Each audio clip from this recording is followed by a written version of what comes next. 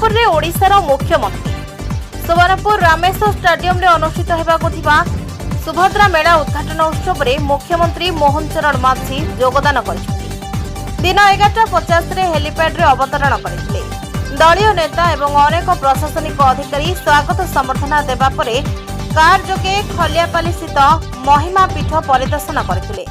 सेठारु फेरिबा परे रामेश्वर स्टेडियम रे हजार हजार लोकंकु उद्बोधन देथिले। 276 कोटी टंकार 58टी प्रकल्पर भित्ति प्रस्तर स्थापन मध्य करथिले। 1884 कोटी स्वयं सहायक गोष्ठी को 126 कोटी टंकार सहायता राशि घोषणा करथिले मुख्यमंत्री। बरगढ़ जिल्लारू Kshamanidhi Banduki report JMJ news.